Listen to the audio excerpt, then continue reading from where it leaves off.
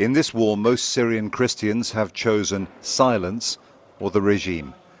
At St. George's Church in Skalbiye, Nabil al-Abdallah, the local commander, is proud that his mostly Christian town has had a bishop since the 4th century. And he's proud that in the fight to end the rebellion in Idlib, Christians from Skalbiye are on the front line. The guns are silent for now because Turkey and Russia want to set up a demilitarized zone to separate the regime and its enemies. On the other side are Islamist fighting groups. Nabil, the Christian commander, says they're all dangerous fanatics, taking orders from Western intelligence services, including Britain's.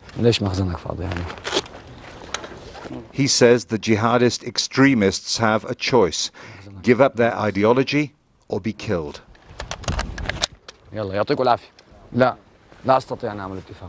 No deals? No. No, they are terrorists. When they become humans, we will make a deal with them. And we will do a deal when Europe and America stop their support, and the Gulf countries stop funding them and putting the jihadi ideology in their heads. We drove along the front line around Idlib province. Village after village is in ruins. Half Syria's population have lost their homes. The regime denies accusations that its forces are the biggest killers. The next stop was Sinjar, one more badly damaged ghost town. Government forces pushed jihadists of the Nusra Front out of here earlier this year. At the school, newly reopened, the ministry was delivering supplies. The regime wants to show it's getting the country back. In the classroom are children too young to remember peace. Only 100 families have come back to Sinjar. For children who've seen a lot of war, the school is a bright spot.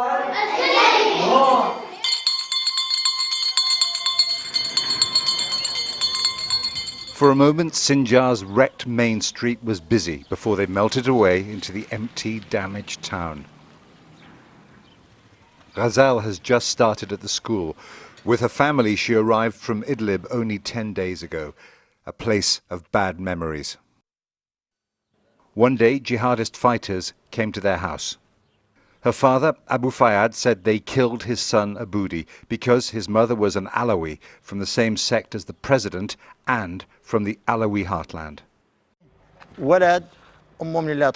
I have a son. His mother is from Latakia. I sent his mother with her kids back there at the beginning of the crisis. He was 14 years old, so he stayed with me. They cut his head off in front of me, in my house in Abu Dur. He was 14 years old. They cut off his head because his mother was from Latakia. Driving through this part of Syria, from military positions to broken towns, in the rubble and pain, an ending is in sight. The rebels are almost beaten. Reopening this highway, the M5, is part of the plan to avoid a last battle in Idlib. This is Syria's main north-south route, cut by rebels in Idlib since early in the war.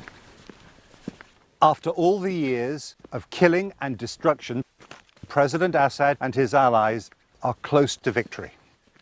But the president will never be able to say that he's restored sovereignty to the whole country while this road is still cut. That's why reopening it has become one of his major strategic priorities, and it's shared by the Russians as well. This is as far as you can go up the highway on the regime side, the last Syrian army post, looking across at territory held by the rebels.